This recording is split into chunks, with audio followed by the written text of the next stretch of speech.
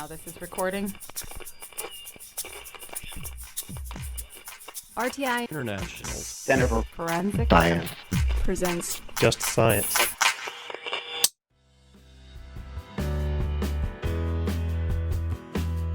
Welcome to Just Science, a podcast for forensic science professionals and anyone who is interested in learning more about how real crime laboratories work. In this season, we will cover content given at the NIJ Forensic Technology Center of Excellence's Impression, Pattern, and Trace Evidence Symposium. The symposium was held January 22nd through 25th in Arlington, Virginia. The symposium had over 200 on-site attendees and over 300 online attendees. To kick off the season, Just Science interviews John Vanderkolk from the Indiana State Laboratory. John discusses his belief of the importance of challenging your teachers and how nature's patterns are apparent throughout friction ridge evidence. This season is funded by the National Institute of Justice's Forensic Technology Center of Excellence. Here's your host, Dr. John Morgan. Welcome to Just Science, the podcast for forensic science professionals. I'm John Morgan, your host from RTI International. Welcome on board. We're recording today from the Impression, Pattern, Trace Evidence Symposium in Arlington, Virginia, from the beautiful Renaissance Capitol View Hotel. We're here with a good friend of mine, a relatively new friend. John, I think you and I have known each other a couple of years now. John Vanderkolk. John Vanderkolk received a Bachelor of Arts degree in Forensic Science and Psychology from Indiana University in 1979. The same year, he became an Indiana State Police Trooper, and then went over to the good side in the forensic laboratory as a crime scene tech in 1983, and was assigned as a criminalist in the following year. He became laboratory manager in 1996 and retired as a police officer in 2005 and is now serving as a civilian and manager of the Indiana State Police Laboratory in Fort Wayne. Welcome, John. Good to be here. One thing real quick first is my major was forensic studies, not quite forensic science. I emphasized that in court because forensic studies was criminal justice basically before criminal justice came along. So it was early in the stages of criminal justice degrees with some forensic science courses. What kinds of coursework outside of forensic science did you have to take? It was mostly the police side of criminal justice, the classic crime, statistics of crime, behavior of crime, criminals, investigation aspects, prisons, probation, courts, classic criminal justice degree of today. And early in my first semester, I said, I think I'd like to be a state trooper. And I started looking for universities and said, hey, I'm already here, forensic studies. So I started the very next semester as a forensic studies major. And I wanted to be a trooper. I wanted to be outside. I liked the challenge of being outside and working with people, and the aspects of being a police officer is what I wanted to do. We're going to be talking a lot about the philosophy of forensic science, as well as the philosophy of science today. And I'm going to start right now because I'm a scientist by trade. And when I think about fingerprints versus tire prints versus, say, cartridge cases, I think about it in terms of there's a very different physics going on, or biology in the case of fingerprints. And so although they are all patterns, their sources are different, and therefore how they manifest is going to be very, very different. Is that manifest in terms of how the practitioner works fundamentally and how the practitioner talks about the matches, or how does that come out in the wash with respect to how practice actually occurs? The way I would emphasize today is study the source object first. Where did the image or impression come from? Was it from a natural item, such as your friction skin? I don't like saying friction ridges. I like saying friction skin because there's more to the skin than just ridges. So is it friction skin from nature? Is it the gun from the design manufacturing process? A shoe from the manufacturing process? What features in the manufacturing processes can be repeated? And what are the random or unique features in the item that is produced? So nature produces patterns. The manufacturing process by humans and machines produces patterns. So study how the patterns in the source object are produced first before you study the impressions left behind. There is one fundamental difference, isn't there? Because you can attempt, but they always grow back. You can't really change the patterns in a finger I'll say friction ridge, but those ridges to do, in that case, do come back, basically, no matter what you do to try to, within reason, try to modify them. And so the fingerprint examiner works by, in some respects, exclusion, right? If there's something not right, if there's something not matching, then you have an exclusion. Whereas the firearms examiner will look at inclusion, right? If there's something that doesn't quite fit, it's because there is that variability in that system, and you can't always pick up that variability each time that gun is fired. So there is something fundamentally different about those two in that regard, isn't there? There are two different ways to look at it. One, when your finger touches an object, what is the object that's touching it?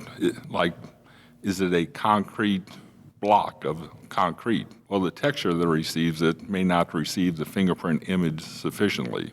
Well, as a bullet passes through the bore of the gun, if the bullet's a little bit undersized, the features within the bore of the gun may not record sufficiently onto that bullet. Sometimes it might not. So it all depends on the object leaving the impression and the object receiving the impression as part of the quality and quantity of detail you have in the resulting impression. Plus, between skin and guns, in skin you're only going to have natural patterns. In guns you'll have repeatable patterns and uncontrolled natural patterns as part of the manufacturing process. Can't eliminate all of the repeatable patterns. So there will be some random patterns also in the bore of the gun. Examiners talk a lot about experience, right? And you have been in the field for over 30 years now. You have a lot of experience. You've seen a lot, but there's no way you can hold in your head every glass shard you've ever examined, right? Most definitely. And so how do you know, intuitively, how can you rely intuitively? Well, one thing I should confess also to the listeners is that John and I have been working on a source book in human factors. He and I are on a working group of about a dozen folks. Some of them are cognitive psychologists, some of them are practitioners, who are putting together what we hope is a very nice source book to try to understand more deeply how human factors relate to not only the examination process, but even the organization of the laboratory, the training of laboratory practitioners, and so on. So I worry that because the human mind is so good at filling in patterns, that when you look at these kinds of variability, natural versus unnatural, that you're making judgments that probably may not be there. How do you deal with that? Experience also has a trust factor in participating in my communities that I do. I participate in the firearms community, the fingerprint community, the shoe print community, and the fracture community. The trust factor is, what are these other scientists, forensic scientists, telling me about patterns in their specific discipline? Trust and belief work together. I can't know everything there is to know about forensic comparative science, but I also trust my peers who are working in the forensic science discipline, and I glean from them their experience, understanding, and judgments into my experience, understanding, and judgments of the past and what I am looking at today in this particular exam. So I don't memorize patterns of what I've seen before. It's more of a trust in the philosophy of comparative science than memorizing patterns from years gone by. So is it fair then, if I were a defense attorney and you were, had some evidence against my client, for me to ask you reputational questions? Go for it. Yeah? And you think that in these qualitative disciplines, at least they're qualitative now, I know we're working on some other things right now, but they're certainly qualitative now, that reputation to some extent matches with reliability?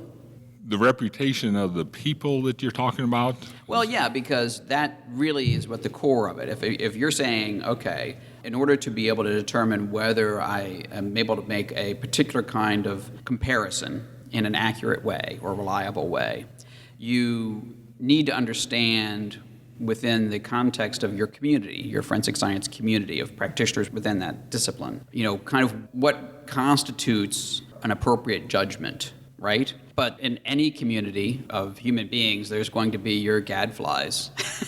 I've always been a little bit of a Cervantes fan. Those who are leaning against windmills can have their view and their point. But in this case, you also are looking at, am I relying on people of good repute, right? I mean, you're really looking at it, when you're talking about a qualitative human discipline, you're almost talking about it from a community perspective. I'm talking about what they teach me, what I teach others, how we challenge each others, and also the experience, understanding, judgments that I make, what they make, and trusting them. But within that is also the proficiency test that we take, the competency test we take, and the training that we give. As I make my known ground truth source images, I know where they came from, and present them to trainees, present them to other people, present them in the workshops I conduct. The comparative science discipline works. Humans can make mistakes, but let's talk about the mistakes that we make. But the overall philosophy, I believe, of comparative science works. We are not infallible. We can make mistakes. I believe we should challenge all teachers that we have. I believe you should challenge me, and that's what you're doing on this question, maybe. In a friendly way. In John, a friendly of course, way. yeah. Uh-huh. But we should challenge our teachers, and we don't take it as a blind trust, but what you teach me, I'm going to take back and try to experience, understand, and judge what you taught me. I'm not going to take it and say, yep, Dr. John Morgan said that, so I'm going with it. But I'm going to challenge. Every student I have in the State Police Lab, I say, go out, get multiple teachers out there, go to their seminars, go to their workshops, and challenge them. Then come back and challenge me.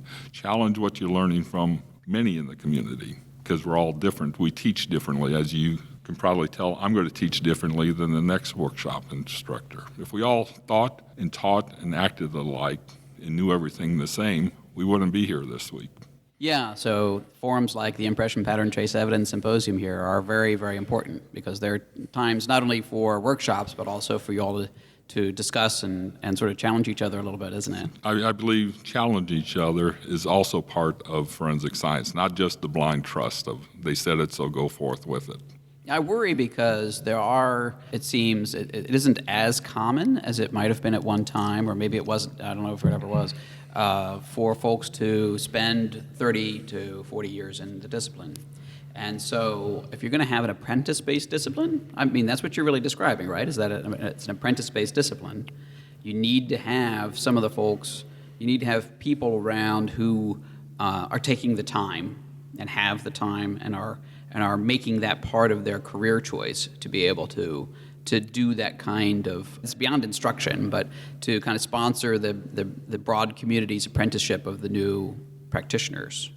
Yeah, I would like the apprentice, the students and the teachers to go beyond just the local laboratory. You have to get out. You have to go beyond one instructor or one student, and therefore, just because you said it, I'm going to trust you and only you. You have to broaden your horizons. The one part of apprenticeship is, yes, you have to learn from experience, understanding, and judgments that you make, but also what the teacher makes. The teacher has to review the work product you're doing and challenging you on the work product. Like one philosophy back in my early days of comparative science was, while a student in training, thou shalt not make any mistakes, otherwise you're going to get booted out of the program. Well, that's wrong. You should make mistakes in your training. If you don't make any mistakes in your training, the training's too easy. What is the actual threshold that you're going to work with once you start doing casework on your own? Well, if you never made any mistakes in training, you don't know what that threshold is going to be. You're way too conservative probably on both sides of the threshold, the exclusion and the identification threshold. You don't want to make mistakes when it counts during casework, and that's part of the quality assurance program in the laboratory, to review the work product and monitor the work product.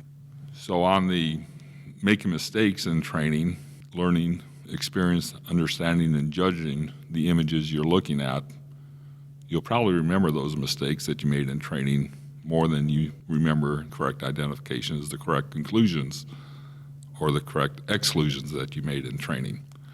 So with that, you have to build through training what that threshold for judgment making is or should be within self and the community.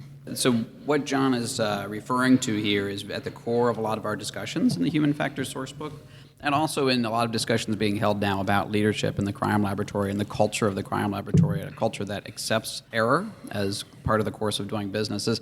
I come from the scientific field, and if you're not making mistakes and if you're not failing in scientific research, then you're not doing it right. I mean, you're supposed to be getting to the point where some of the experiments are going to work out the way you anticipated, and there's ones that don't work out the way you anticipated that are really the interesting ones, right? And you also learn a way of using language that is descriptive of what you find, right? One of the things I have as a problem with a lot of scientists sometimes these days, some scientists, is that they will have a finding, like in medicine. All right, I have a finding that if you eat more pomegranates, right, you'll be healthier, right? Well, really never is that finding. The finding is usually, I did this public health study with a particular population, and the population that was eating the pomegranates wound up being healthier than the population that didn't eat the pomegranates. And I may not even have a theory of why pomegranates are actually better, right? So there might be 1,000 other factors. And so you learn truly as a scientist to characterize what you say very carefully. You report what your findings are and try not to let your own interpretation of the findings go too far beyond what the science actually can tell you. So I know you're an advocate very much for being careful with language. Which disciplines do you think do a really good job in terms of the language that they use to describe comparison findings? I'm going to start with probably the fracture exam. I really like their ranges of conclusions, but also fracture exam takes into more things than just the broken or torn edges. You might be looking at things in the two pieces, like a tool mark exam, where they produced on the same machinery, things that carry across from one piece to the other beyond the fractured edges. So there might be more to the fracture exam than just the fractured edges. So you might incorporate a tool mark result into the fracture result. I like the fingerprint conclusions, basically identification, exclusion, inconclusive, I don't know. I think firearm and tool mark should be extremely similar to the shoe print, tire print conclusions, even though they're not. They both have repeatable features in the manufacturing process, the bore of the gun, number of lands and grooves, the width of the lands and grooves, design specifications of the bore of the gun as one aspect of it. Shoes, let's say they come out of the same mold, so they have repeatable features. Guns have repeatable features. So when you do comparative measurements of guns and shoes, the images from guns and shoes, first you measure the details of the repeatable features. Then you measure the details of the random imperfections within the repeatable features. So I'll challenge you one way, and that is that the footwear folks tend to stop at class characteristic and type classification, right? No, they can go to identification. I know they can, but they don't often, because the persistence of the shoe print features obviously changes because they're basically wear marks, right? Yes. Whereas the firearms examiners are able to do identifications much more readily than the shoe print folks. So there is a difference there. Not in the philosophy, but in the practicality. There's a difference in the persistency of the features on the source object. So in the philosophy is the same, but the practical aspect, the persistency of the features in the gun are probably more durable than the persistency of the features on the bottom of a shoe. So therefore the philosophy is the same, but the practice may be a little less often with the shoes because persistency wears away. One example I like using for shoe prints is if I have bubble gum stuck to the bottom of the shoe and I have grains of sand wedged into the bubble gum, that gum starts to get hard and pretty well set amongst the tread of the shoe. And I have this crime scene impression with that bubblegum impression recorded very well. And the shoe is acquired quickly, let's say, and I make my test impressions in that bubblegum and sand pattern sufficiently persistent enough between the time of the crime scene and the time of my test impression, I'm going to identify that bubblegum print as being the same source of bubblegum. Not necessarily even a shoe print, even though it came in as a shoe print request. So persistency is the big component of everything we do. Like in fingerprints, friction skin impressions. I might have a blister or paper cut on my skin, and that blister or paper cut is recorded in the crime scene impression.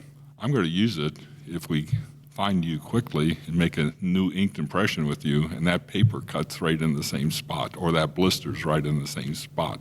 I'm going to use those blisters and paper cuts in my examination process. Sure.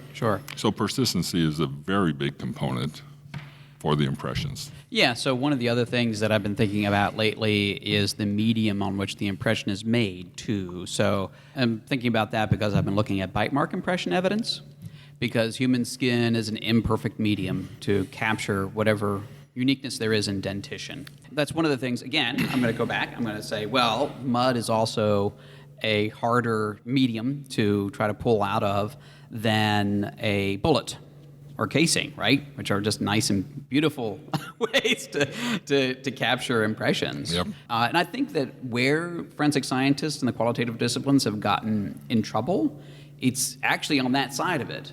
I think there's a good understanding of persistence, but there's been a lack of appreciation of the quality of the medium of impression. What do you think?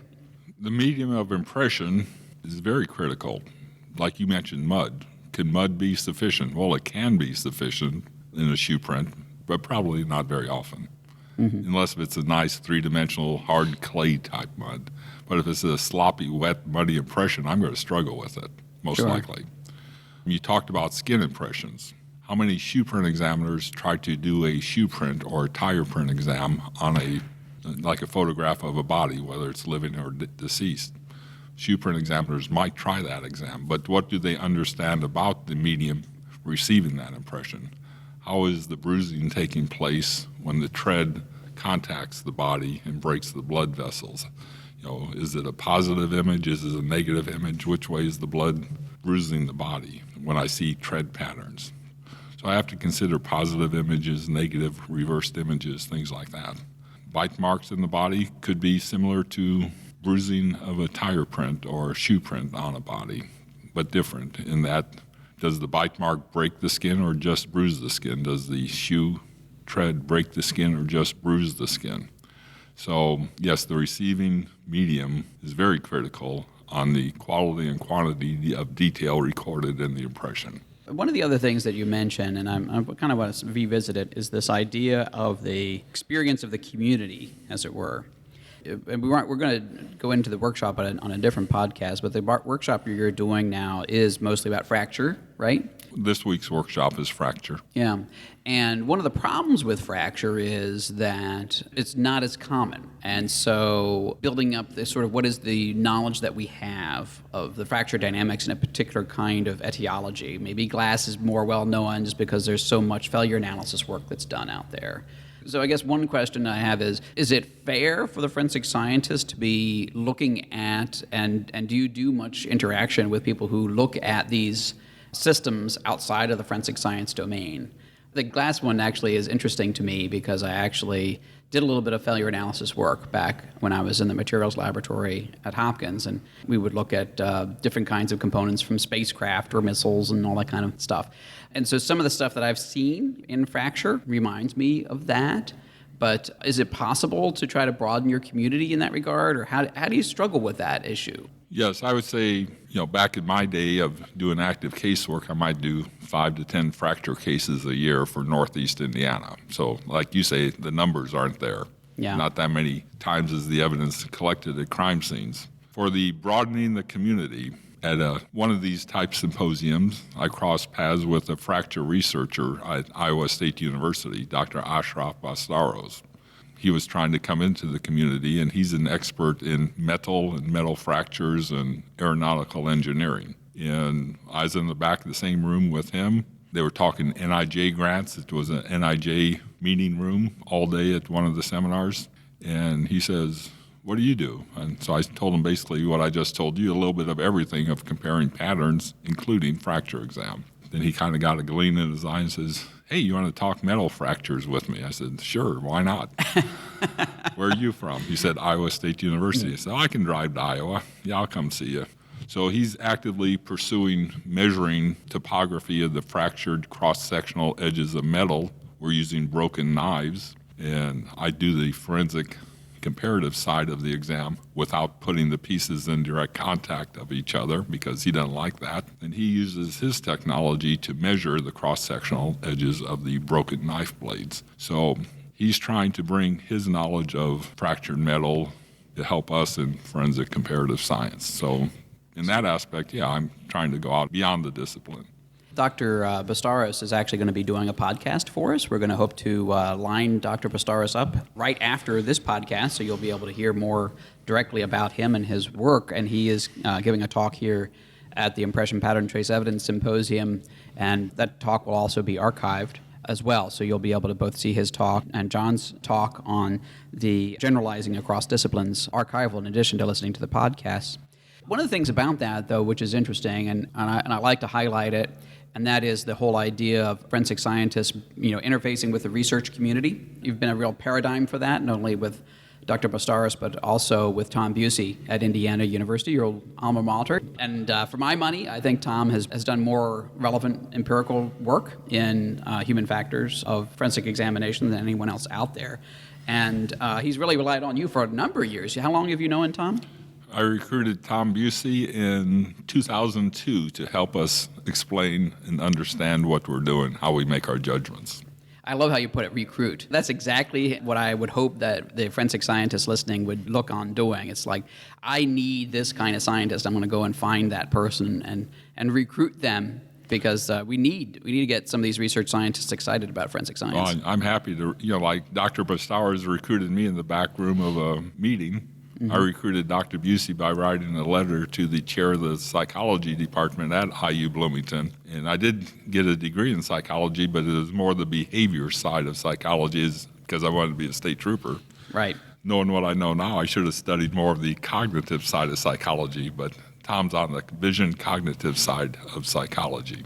So I wrote a significant letter after Judge Pollack made his famous fingerprint Daubert decision of, we don't need no stinking experts in fingerprints. Just show the fingerprints to the jury and let them decide. Well, I was in Swigfast at the time, and I started shaking when I heard that ruling. And I said, gosh, there's more to making judgments than just looking at shapes. What's the difference in experts and novices? So I said, well, cognitive science, I use psychology, I know where the building is. Let's see if I can recruit somebody to help us explain how do we see, think, and know and make our judgments. Is there a difference between experts and novices when we make our judgments? And Tom's been doing wonderful research since 2002 with us. And I think that's really interesting because many forensic scientists may look on stuff in human factors, which has really been way too heavy into confirmation bias, which I understand is an important issue. But there's so much more fundamental work here. And I love how you put it, which is this idea that what is the difference between a trained and experienced forensic scientist and a layperson who would be on a jury, for example. And that is kind of the classic dichotomy, isn't it? Otherwise, yeah, you would just show the fingerprint to the jury. Why not? But there is a difference there, and understanding that difference is why we're interested, in some respects, in human factors per se, and trying to understand the forensic scientist. So let's wrap up by talking about a particular case that illustrates these concepts. What is the uniqueness of natural versus unnatural phenomena, and how that can be exploited by the forensic scientist. Before we started recording, you talked about a particular case, which is elbow impressions. And of course, nobody does elbow impressions, even though we think elbows are fairly unique. So tell us about the case and how you all analyzed that case.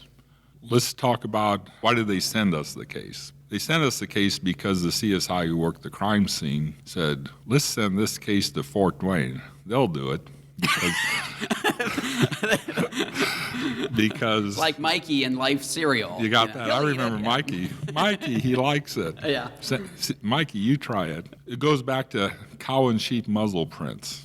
Back in 1985, that's about the date I started doing casework. The local newspaper, small town where I live, put in the local newspaper, hey, John at the State Police Lab, who lives in our hometown of Bluffton, is now the fingerprint expert at the State Police Lab. So a few weeks after that, I get a phone call from Roger. Roger is the director of the 4-H fair in Wells County, Indiana. John, we're starting to do cow and sheep muzzle prints here at the fair, kind of like your ink fingerprints. Why don't you come see what we're doing? And tell us what it's all about. I said, That's such an Indiana story so you- far, John. Yeah. You got that right. I can take it to Iowa and talk about pickles of the cow, too, in Iowa. But on the cow and sheep muzzle prints, I said, what are you talking about, Roger? And he says, it's supposed to be like fingerprints, John. You're the fingerprint experts. You tell me. So I got permission from my laboratory command to study cow and sheep muzzle prints with the help of, I'll say this, Purdue University, the arch rival of Indiana University. So I went to the Purdue Agriculture School where they maintained the cow and sheep muzzle prints statewide, kind of like what a fingerprint record database would be, just cards. And they would record it by the cow within a county and file it by the ear tag number. But on each card, they had a series of muzzle prints from the cow or from the sheep. And as I studied this, I said, hey, I can do this. Just look at the different shapes, intra-cow variability on each impression, kind of like fingerprints, and inter-cow variability between cows, among cow variability. As long as the quality and quantity of details in both impressions, I should be able to do this. Is it like friction ridge? Is it actually, it's more than just the geometry of the nostrils. It's actually like the skin of the animal on the nose? Most definitely. People are familiar with dogs. Look at the pebbly grain of the dog's muzzle. Mm-hmm. Well, those are growth of skin around sweat pores on the muzzle of cows, sheep, and dogs. So the American Kennel Club even used to do muzzle prints of dogs back in the day, but too many of them came in poor quality and quantity of detail to make it a practical experience. But the state fair was doing this statewide. They would register the cow and sheep, like in January. The child would grow the animal and show it in July or August. And if there was a challenge, they would look at the muzzle prints and say, this is the same cow the kid registered. Okay, very good. The CSI that worked the case, it's an abduction case in which the victim knocked at the door of the house, opens the door, she gets stun gunned, she drops. Suspect puts her in the trunk of her car, drives away, puts her in the trunk of his car, and drives to Wisconsin. When the crime scene investigator worked the crime scene of her car, abandoned away from the original crime scene, he developed an image on the inside of the driver's door window. What do you think that is? Using black fingerprint powder. He looked at the detective.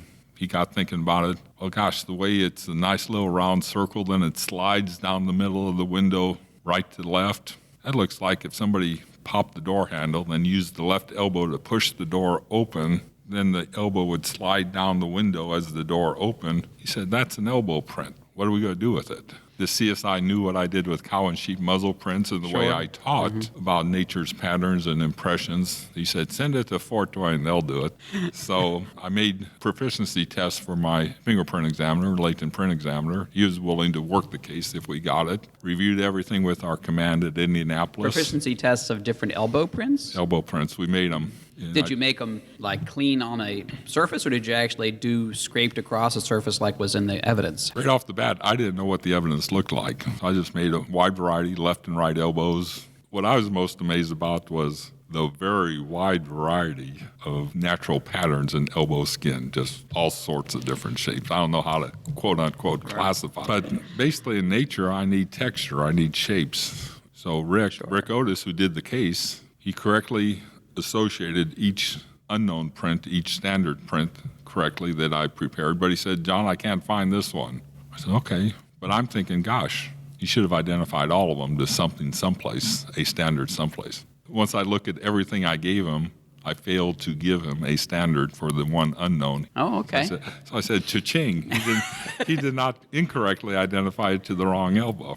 So Sure. False positives and false negatives are important. That was a bonus to it. So we reviewed it with our command, and they said, go forth and compare. So instead of doing the classic ACE-V, we did a simultaneous ACE examination of the elbow prints. Before he started his casework, he made copies of the crime scene prints and copy of the standards of the suspects.